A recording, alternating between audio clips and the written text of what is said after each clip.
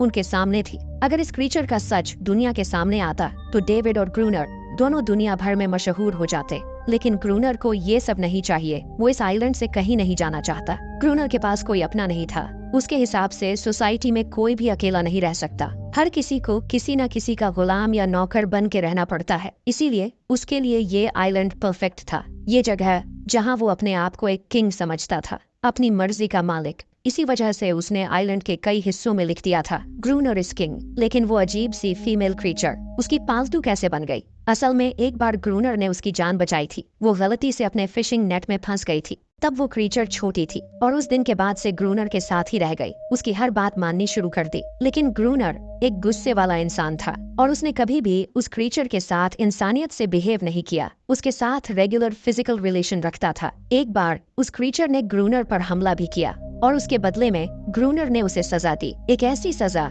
जिसके बाद वो क्रीचर अपने आप को ग्रूनर की नौकरानी समझने लगे। शायद इसी वजह से हर रात वो क्रीचर्स समंदर से बाहर आते हैं उसे वापस ले जाने के लिए। लेकिन वो क्रीचर्स दिन के उजाले में अटैक नहीं कर सकते। खैर, डेविड अब यहाँ और नहीं रहना चाहता। वो किसी आने वाले शिप को सिग्नल भेजकर ये जगह छोड़ देना चाहता है। लेकिन ये काम इतना आसान नहीं था। ग्रूनर का कहना था कोई भी शिप इस आइलैंड तक नहीं आती। लेकिन डेविड उसकी बात पर विश्वास नहीं करता। उसे यहाँ रहना अब बिल्कुल भी अच्छा नहीं लग रहा। उसे यहाँ घुटन सी महसूस हो रही है। वो जल्दी से जल्दी ये जगह छोड़ना चाहता है। शाम होने लगी है। ग्रूनर उसे कहता है गन लेकर रेडी हो जा, क्योंकि वो क्रीचर्स कभी भी हमला कर सकते हैं। वो लाइट हाउस की लाइट ऑन करने के लिए तैयार हो जाते हैं और कुछ ही देर में समंदर से एक बड़ी तादाद में क्रीचर्स निकलकर बाहर आते हैं। वो लाइट हाउस की तरफ बढ़ते जा रहे हैं। ग्रूनर उन पर लगातार फायर करता जा रहा था, लेकिन डेविड पूरी तरह से डर गया था। वो लाइट हाउस के अंदर की तरफ पीछे हटने लगा।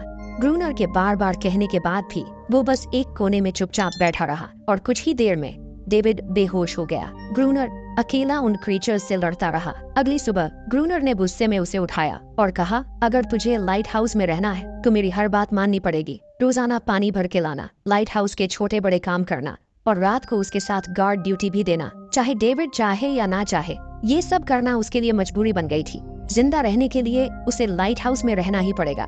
डेविड अब ग्रूनर के सारे काम करने को तैयार था, लेकिन एक चीज थी जो उसे कभी पसंद नहीं आई। रोज रोज उस फीमेल क्रीचर को अलग अलग तरीकों से फिजिकली टॉर्चर करना। लेकिन जो इंसान सालों से सुनसान आइलैंड पे अकेला रह रहा हो, उसका मेंटल स्टेट थोड़ा बिगड़ना बनता है। डेविड भी कुछ ऐसा ही सोचता है। शायद ग्रूनर का दिमाग अब ठीक नहीं है, लेकिन फिर भी उसकी बात माननी पड़ती है। रात होती है।